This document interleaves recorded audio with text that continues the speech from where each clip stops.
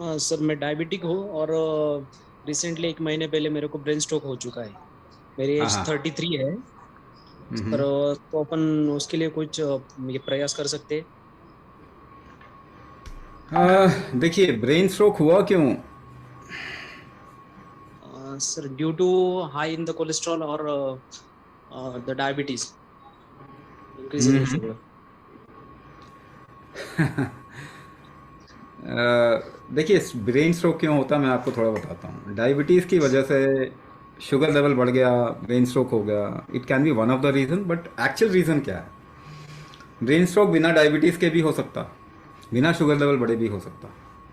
ऐसे भी लोग हैं जिनको कि डायबिटीज़ नहीं है, उसके बावजूद भी ब्रेन स्ट्रोक हो जाता। हाँ सर। तो तो ब्रेन स्ट्रोक इसलिए हुआ क्योंकि एक क्लॉटिंग हुई है कहीं ब्रेन में, जिसकी यस। वजह से। क्लॉटिंग क्यों हुई? क्लॉटिंग तो हमेशा अपने को बचाने के लिए होती है।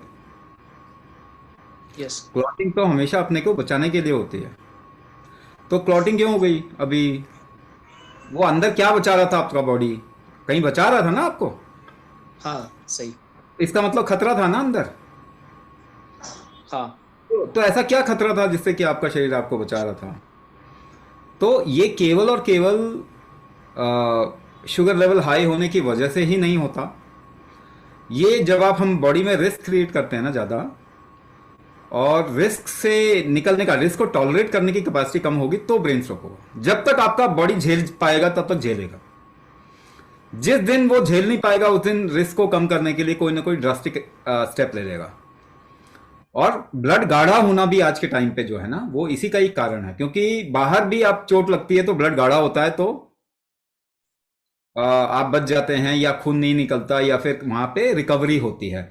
शरीर के अंदर ब्लड गाढ़ा हो रहा है, इसका मतलब हम कुछ गलत चीज डाल रहे हैं अपने शरीर में। तो आप देखेंगे बचपन से मेडिसिन लेना, फूड जो कि हाइब्रिड, इनऑर्गेनिक, प्रोसेस्ड और जेनेटिकली मॉडिफाइड है, या फिर ये के लिए एनवायरनमेंट के बदलने की वजह से भी बॉडी के अंदर रिस्क आ सकता है। लेकिन रिस्क को आपके झेलने की क्षमता अगर बढ़ा देंगे ना, तो वो इंसान जो इन सब चीजों से बच जाता है। डायबिटीज शुगर लेवल नहीं है, पहली बात तो ये। डायबिटीज मेटाबॉलिक वीकनेस है बॉडी का। शुगर लेवल आप जो कम कर देते हो ब्लड में, तो वो ब्लड का शुगर एक्चुअली जाता कहाँ है जब आप दवाई खाते हो? तो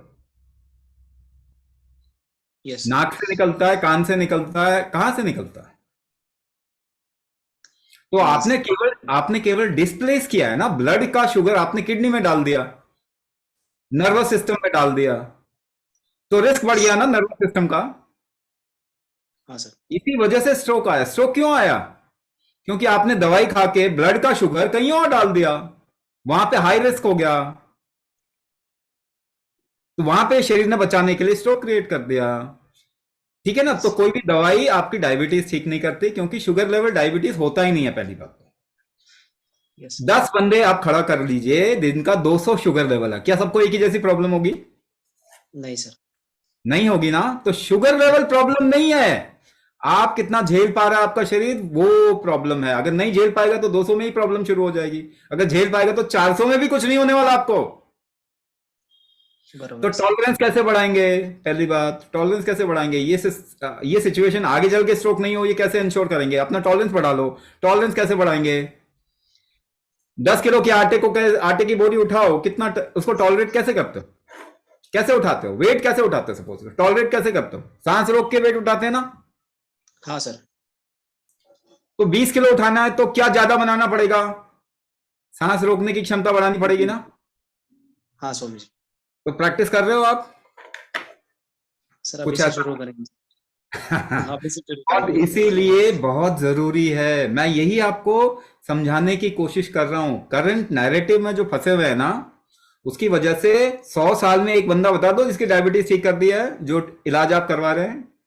नहीं स्वामी स्ट्रोक जी। के स्ट्रोक के केसेस बढ़े हैं कि कम हुए हैं? बढ़े हैं बढ़ ना। रहे हैं। बढ़ रहे ब्लड हैं। प्रेशर, हार्ट डिजीज बढ़ रहा है ना। बढ़ नंबर रहे हैं। वन कॉज ऑफ डेथ बन गया। कैंसर 12% के रेट से बढ़ रहा है। ऑटो इम्यून डिसऑर्डर एपिडेमिक बनता जा रहा है। थायराइड के केसेस देखो, 3 जनरेशन पहले देखो, किसको थायराइड था? किसी को भी नहीं। नहीं। तो जो आप इलाज कह रहे हो ना, वो इलाज है ही नहीं। हाँ स्वामी जी। वो इलाज तो है ही नहीं। इलाज आपका शरीर करता है, यानी कि आपका शरीर आपको किसी प्रॉब्लम से निकाल सकता है, कोई और नहीं निकाल सकता। लेकिन उसका वो रिकवरी स्ट्रेंथ आपको बढ़ाना पड़ेगा। इसका इम्यून स्ट्रेंथ आपको बढ़ाना पड़ेगा, इसका रीजनरेटिव स्ट्रेंथ बढ़ाना पड़ेगा, इसका होम्योस्टैसिस बैलेंस लेके आना पड़ेगा। और ये सारे के सारे काम कुंभक से होते हैं। एक पांव पे खड़े होके देखिए कैसे बैलेंस बनाएंगे। सांस रोक के बनाएंगे। फोकस करते हैं, कैसे करते हैं? सांस रुक जाती है। जोर लगाते हैं कैसे? बिना सांस रोके जोर नहीं लगा सकते। नहीं। उल्टी होती है तो पहले सांस रुकती है। ध्यान दीजिएगा, अगली बार अगर कभी किसी को हुआ, छींक मारने से पहले सांस रुकती है। ध्यान देना अगली बार जब होगा तो आपका शरीर कैसे काम करता है? कुंभक की वजह से काम करता है। आप दिन रात कुंभक कर रहे हो, वो कैपेसिटी कम हो गई है, कैपेसिटी बढ़ा लेंगे, आपकी प्रॉब्लम सॉल्व 100%। टाइम अलग अलग लगेगा हर एक की बॉडी के हिसाब से। ठीक है जी।